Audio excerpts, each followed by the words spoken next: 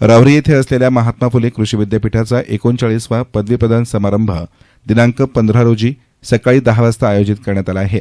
या समारंभाला महाराष्ट्राचे राज्यपाल जिष्णुदेव वर्मा हे अध्यक्षस्थानी उपस्थित राहणार असून यावेळी मुख्यमंत्री देवेंद्र फडणवीस यांना मानद डॉक्टर ऑफ सायन्स ही पदवी प्रदान करण्यात येणार आहे। या समारंभाला विधान परिषद सभापती राम शिंदे, पालकमंत्री राधाकृष्ण विखे पाटील, कृषी मंत्री दत्तात्रय भरणे आणि राज्यमंत्री आशिष जयस्वाल यांची प्रमुख उपस्थिती राहणार आहे। यंदा विद्यापीठात तब्बल 4602 विद्यार्थ्यांना पदवी, पदव्युत्तर आणि आचार्य पदवी प्रदान करण्यात येणार असून 42 विद्यार्थ्यांना स्वर्ण पदक देऊन गौरवण्यात येणार आहे। दरम्यान कुलगुरू विलास खर्चे यांनी याविषयी अधिक सांगितलं। नमस्कार। महात्मा फुले कृषी विद्यापीठाचा 39वा पदवी प्रदान समारंभ दिनांक 15 मार्च 2026 रोजी सकाळी 10 वाजता आयोजित करण्यात आलेला आहे।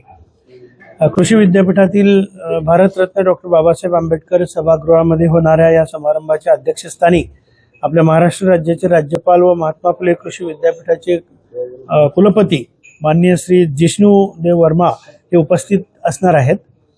या पदवी प्रदान समारंभामध्ये माननीय नामदार श्री देवेंद्र फडणवीस, मुख्यमंत्री महाराष्ट्र राज्य यांना मानद डॉक्टर ऑफ सायन्स ही पदवी देऊन सन्मानित करण्यात येणार आहे।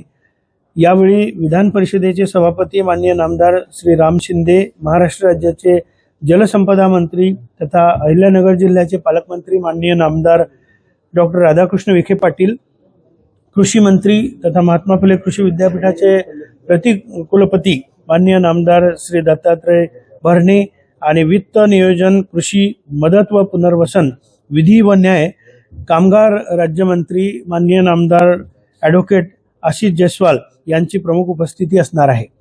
या प्रसंगी नवी दिल्ली येथील भारतीय कृषी संशोधन संस्थेचे माजी संचालक, अनुवंशशास्त्र विभागाचे मानद शास्त्रज्ञ डॉक्टर अशोक कुमार सिंग हे प्रमुख पाहुणे म्हणून उपस्थित असणार आहेत।